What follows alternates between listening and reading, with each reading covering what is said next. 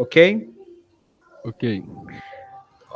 Boa noite, pessoal. Me chamo Lothar Rodrigues, né? Eu sou professor de Geografia de vocês, junto com o professor Lohan. Hoje a gente vai estar fazendo uma breve introdução do que foi a aula anterior sobre rios, né? E dando continuidade hoje, fazendo uma breve introdução rápida e dando continuidade do que vai ser discutido, certo? Bom, nosso tema hoje ele é rios e bacias hidrográficas, onde a gente vai estar explicando o que é um rio de fato, de forma sucinta e rápida, algo que a gente trabalhou na aula passada. Vai estar explicando também o que é uma bacia hidrográfica, qual é o termo que considera uma bacia hidrográfica, explicando quais são os seus elementos, quais são as suas particularidades de cada bacia hidrográfica para outra bacia hidrográfica, tá bom? Então vamos lá. Primeiro, antes de mais nada, a gente precisa explicar como se forma um rio e o que ser um rio, né?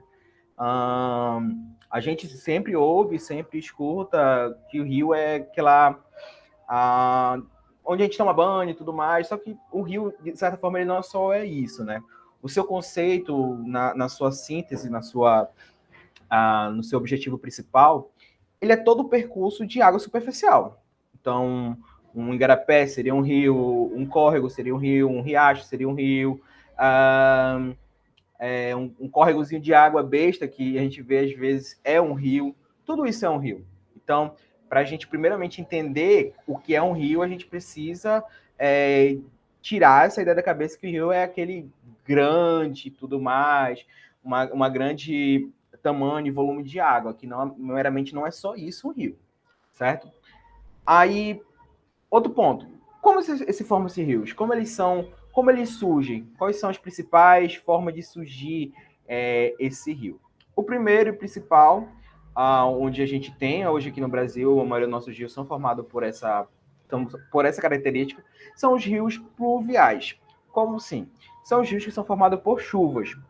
E acontece a partir do seguinte processo: quando as nuvens estão carregadas de umidade, elas se encontram com áreas montanhosas e tudo mais, a gente tem um surgimento de uma chuva orográfica, né? Que ela é ocasionada pela questão do relevo do local que se apresenta, né? Que está tendo a precipitação. A partir disso, todo aquele córrego ali, que a gente vai estar vendo de novo daqui a pouco ali em bacias hidrográficas, percorre e vão ao rio principal, a partir das chuvas, certo? Quando a gente fala do glacial, o nival, a gente está falando da precipitação de neve, ou das neves, das geleiras, né, do derretimento das calotas. Inclusive, a gente tem um rio aqui no nosso país que ele é formado pela questão do derretimento das geleiras, né? Que é o nosso rio Amazonas. Mas vocês podem pensar assim, mas como assim, professor? O rio Amazonas ele não é formado pelas chuvas? Sim, também é. Aí a gente vem um outro ponto que é o rio misto, que ele é composto pelos dois. Por exemplo, quando se inicia o processo do surgimento do rio, da nascente do rio Amazonas, ele surge na Cordilheira dos Andes. A partir dali tem um derretimento daquelas neves e ocorre todo o percurso. Ao atravessar a fronteira do nosso país, no Rio Negro, já tem uma outra formação, um outro tipo de continuidade desse rio, que é a partir das chuvas, certo? Então, ok, entendemos que os rios pluviais são formados pelas precipitações de chuvas, os tipos de rios de glacial ou nival são formados pelo derretimento desse gelo, dessa precipitação, dessa neve, e o misto ele é composto pelos dois, correto? Então vamos lá. Deixa eu mais para cá. Tá, professor, mas a gente também precisa saber como se dá o percurso desse rio, como é que ele deságua, como é que ocorre, como é o seu tipo de drenagem. A gente tem 3 tipos de drenagem principais, que costumam corrigioramente cair no Enem. Principalmente quando a gente vai ver algum tipo de drenagem quando fala sobre exorreica, né? Ou endorreica, sempre vê muito em questões do Enem. Quando a gente fala sobre esse processo de drenagem a partir da exorreica, a gente está falando daquele tipo de rio que vai percorrer e vai desaguar nos oceanos, que vão direto para essas áreas. A gente tem aqui no Brasil alguns, como por exemplo a bacia do Rio Atlântico e o Rio Amazonas. Quando a gente fala desse desaguamento da água de forma interna, que não externa, que não sai do continente, como a endorreica, né? A gente tem esse desaguar dessa bacia hidrográfica, desse rio, em cima de outra bacia hidrográfica. Um exemplo claro é o rio Tietê, em São Paulo, né? Que ele nasce assim no litoral são paulino, mas ele não vai desaguar para fora do continente, ele vai desaguar para dentro. Ele vai desaguar na bacia do Rio Paraná, né? Então, ele se junta com uma outra bacia hidrográfica e a partir dali ela persegue seu percurso. E, por último, a gente tem a reica, né? Que está relacionada aos processos de evaporação, determinados ambientes locais que têm uma certa índice de pluviosidade baixo e também apresentam um tipo de solo que não facilita, né? Ou não dá continuidade para a existência desse rio, são esses tipos de arreica, né? Desse tipo de drenagem arreica. Por exemplo, no rio, no Nordeste, tem vários rios que têm esse tipo de drenagem, né? Que acontece, como eu falei, tanto pelo processo de evaporação da água e infiltração nos solos, certo? Então vamos lá. Exorreica, deságua para fora do continente. Endorreica, para dentro do continente. E a reica vai a partir do processo de evaporação ou dessa filtração. Por exemplo, uma questão de Enem. Supondo, claro, o rio Tietê, ele nasce no litoral do estado de São Paulo, mas ele não deságua para fora do continente. Que tipo de rio é esse? Qual é o seu tipo de drenagem? É uma suposição, cai questões bestas assim no Enem, certo? Então vamos lá. Agora a gente vai lá falar sobre como dar esse escoamento, né? Que são dois tipos, que são os rios que secam, que secam, né, na verdade, e os que nunca secam. Quando a gente fala sobre um rio que nunca seca, a gente está falando sobre os rios perenes. Que esses rios eles apresentam sempre em locais com alto índice de pluviosidade, como é aqui no o Rio Amazonas. Ele apresenta um alto índice de pluviosidade, por isso que ele não seca. Então, ele está diretamente ligado a esse processo do ciclo da água, né? Não sei se vocês lembram lá que eu falei na aula passada.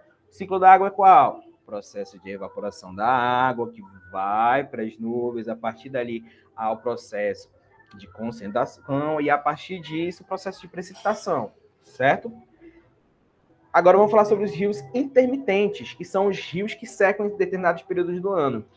Agora mesmo a gente falou sobre os tipos de drenagem, lembram disso, certo? Está um pouco relacionado também a esse intermitente, que são os rios que secam em determinado período do ano, que apresentam áreas que têm baixo índice de pluviosidade, não tem solos que conseguem segurar esse percurso da água. Onde a gente encontra isso? Sempre em rios na região do sertão do Nordeste, né? Que é uma sub-região da região nordestina. Então, onde eles apresentam uma baixa infraestrutura de água e uma dificuldade para houver esse transporte da água, né, até as populações. Esses são os tipos de rios intermitentes, aqueles que secam em determinado período do ano. Vamos lá. Tá, mas agora a gente entendeu quais os tipos de rios, como eles funcionam, quais são suas formas, seus tipos de drenagem, tipos de escoamento, os tipos de regimes, né, como eles são formados, né? Mas a gente precisa explicar o que é uma bacia hidrográfica, né? Bom, eu falei no começo da aula que as bacias hidrográficas elas não são apenas os percursos dos rios, mas sim também alguns elementos em conjunto com esse percurso, né, com esse conceito da hidrografia, né, que é qual o conceito que está ligado diretamente a hidrografia? É o conceito de relevo, né? Porque para que se haja uma bacia hidrográfica, não necessariamente só precisa do percurso do rio, mas sim também alguns elementos, algumas características que vão identificar que é uma bacia hidrográfica. Certo? Vamos lá. Vamos lá. Quais são esses elementos? Primeiro que a gente precisa entender os tipos de erosão fluvial. O que seriam isso? Como se dá o início dessa bacia hidrográfica e como se dá o fim dessa bacia hidrográfica, né? Como ela vai ao seu desaguamento, né? Lembra que eu falei da agora há pouco, o tipo de drenagem, endorreica, exorreica, como é que ela se dá no fim disso? Vamos lá. Quando a gente pega uma bacia hidrográfica, deixa eu apresentar aqui no final. Eu tenho aqui no final, tá aqui, certo? Ó, a gente está aqui uma bacia hidrográfica, correto? Onde ela nasce no alto, e a partir dela ela vai percorrendo todo o seu percurso do rio. Vocês podem perceber que tem umas ramificações ao lado, que são chamados os afluentes. O que seria um afluente? É o início da água, um percurso da água que está correndo, que vai desaguar no rio principal, certo? Ok? E também tem um subafluente, que é a junção de um afluente secundário com um primário. E eles juntos vão desaguar no percurso do rio, o rio principal, tá bom? Mas vamos voltar, certo? Vamos lá, voltando. Bom, então, o que seria essa erosão fluvial? Qual vai ser os processos que esse rio vai percorrer desde a sua origem, que lá na nascente e nos seus afluentes, até o final dele? São 3 processos: o desgaste, o transporte e a acumulação. Professor, o que isso quer dizer?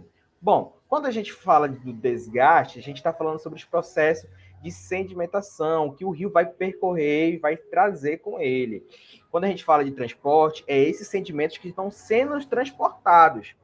E no final, quando a gente fala acumulação, é onde eles vão ser depositados no final do percurso do rio. Certo? Conseguiram entender? Vamos lá de novo. Desgaste é quando ele pega do início da nascente do rio e ele vai fazendo o processo de sedimentação, vai ter o processo de escavamento. Quando chega no transporte, esses sedimentos ali estão sendo transportados. Quando chega na acumulação, esses sedimentos estão sendo depositados. Eles podem ser depositados direto ou podem surgir outras formas de áreas ali que a gente vai estar explicando no decorrer do trabalho, tá bom? Da aula, no caso. Vamos lá. Essas são as seções do rios. Vamos lá. Como eu expliquei para vocês, o desgaste vai acontecer aonde? Principalmente aqui na seção superior. Por quê? Porque é nesse momento que apresenta um alto índice do relevo, um relevo que ele tem uma certa altura, uma certa característica, que vai proporcionar que a água tenha uma alta velocidade. Então, até chegar à seção média, que essa seção média ela é um espaço onde aquela velocidade que tinha na seção principal, aqui na seção superior, não é a mesma, mas ainda é uma velocidade que vai estar um certo percurso, até chegar à seção inferior, que essa velocidade já não é mais a mesma, que essa velocidade ela já não tem tanta e ela vai começar os processos de sedimentação. Ok? Vamos lá. No primeiro momento, aqui na seção superior, né? A gente tem inclinações acentuadas, o quê? Inclinações mais assim altas, onde a gente tem esse leito estreito, que são de difíceis de acesso, áreas com extremamente difícil acesso, como eu falei para vocês, e onde a ação principal aqui quando está o surgimento dessa bacia hidrográfica, desse leito principal, é o desgaste, que no caso é o que? O processo de sedimentação, de tirada desses sedimentos e levar ele até o processo de levar ao final do rio. Aí a gente tem aqui inclinações mais suaves, não é a mesma inclinação. Quando eu falo inclinação, é o V. Por exemplo, quando a gente no superior é um Vzinho, vocês podem perceber que ele é mais estreito, né? É mais estreito. Então ele percorre uma certa linha de difícil acesso. Quando a gente fala dessa inclinação mais suave, também a gente está falando desse leito um pouco mais largo, um pouco mais acessível, né? Então, a gente ainda vai ter, sim, áreas de difícil acesso, de difícil locomoção, entretanto, não vai ser como vai ser na seção principal. Como eu falei para vocês anteriormente, a seção principal dessa aqui, a ação principal, no caso, desculpem, é o transporte. ao transporte desses sedimentos. E esses sedimentos eles podem ser tanto orgânicos ou não orgânicos, ok? Aqui é o vale bem fundo, né? Que já é a seção inferior, que é essa inclinação que ela já não é quase inexistente. Vocês podem perceber que ela não é mais aquele V bem curtinho que nasce na seção principal, na superior, no caso, desculpe, mas sim uma inclinação mais como fosse duas palmas de mão, assim, oferecendo algo para alguém. A gente tem esse leito mais largo, que apresenta, vocês podem perceber quando vocês veem um grande rio, o final do grande rio, ele apresenta uma grande largura e tudo mais. São áreas que são mais de facilidade de acesso, de locomoção, bem mais rasas do que lá na seção superior, até a seção do meio, né? E a ação principal, como eu falei para vocês, é a acumulação desses sedimentos. Vocês podem perceber nessa imagem aqui ao lado que tem até aqui uns exemplozinhos desses sedimentos depositados que foram carregados desde o início lá da sua nascente até o final dela. Bom, como eu falei para vocês, esse relevo, né, essas questões desse nascente desse rio, ele não depende necessariamente apenas como é que eu posso dizer, do seu nascimento até o seu fim, mas ele também depende de questões tanto da cobertura da vegetação, tanto do relevo que apresenta o solo, qual o tipo de solo que vai estar presente ali naquela nascente, naquele percurso daquele rio principal, e a ação do homem também. A ação do homem ela influencia diretamente na modificação ou não modificação dessa paisagem. A gente entende que hoje achar que o homem não consegue ter acesso a alguma coisa é praticamente um pouco difícil de achar isso, porque o homem influencia de uma forma ou outra, mesmo que não seja presente lá ou presente, correto? Vamos lá. E a gente aqui tem algumas formas de como se dá esse início da seção superior até o início da seção inferior. A primeira que a gente apresenta que é as gargantas, que elas apresentam umas formas da paisagem ao próximas do leito principal de um pouco mais escavada, com um pouco mais de rochas, vales bem estreitos, bem difícil acesso. Esse seria mais ou menos o que seriam as gargantas. No seção superior também a gente encontra, como eu falei para vocês, devido a declividade do relevo, apresenta uma velocidade muito maior do que nas outras seções.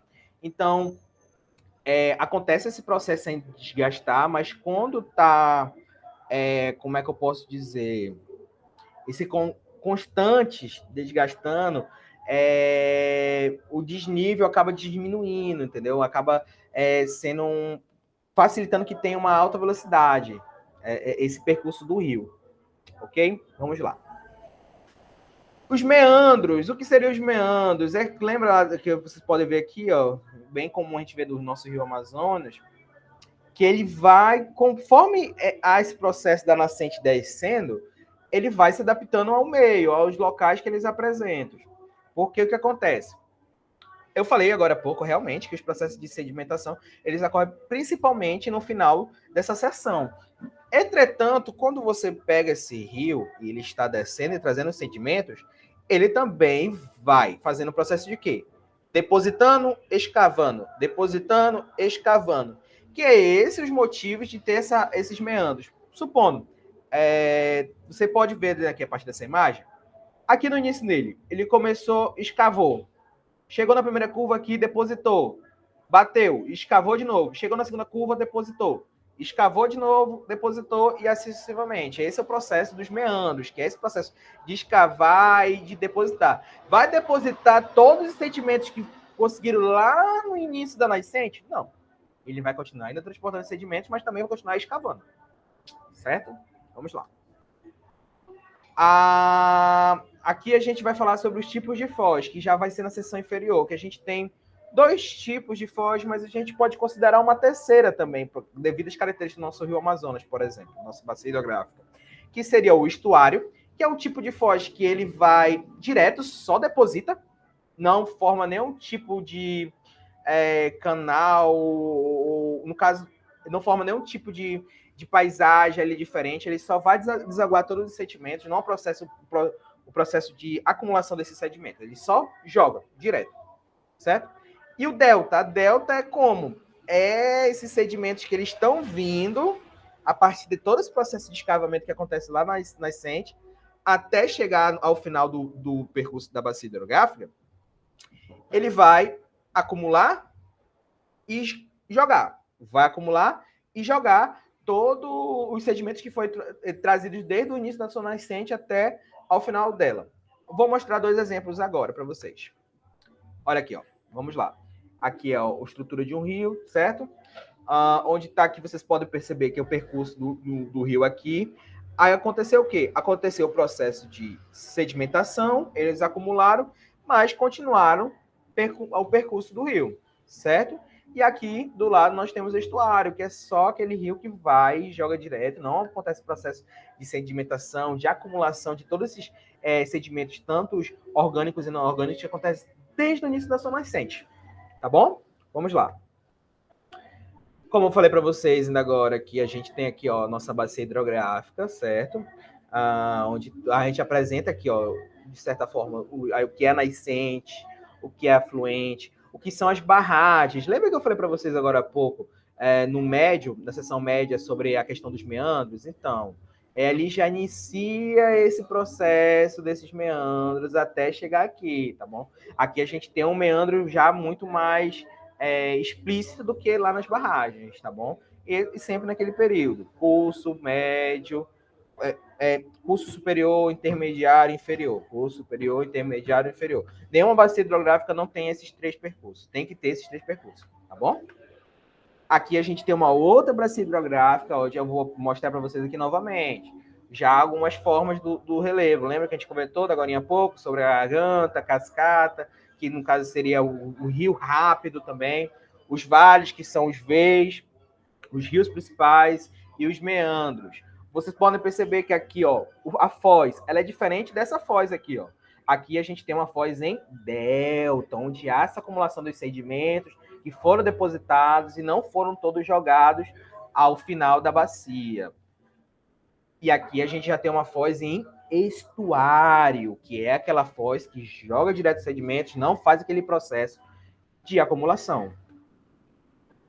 Do mais, muito obrigado, galera.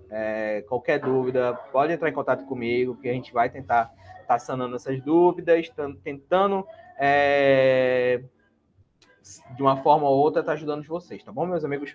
Muito obrigado e um bom dia para vocês.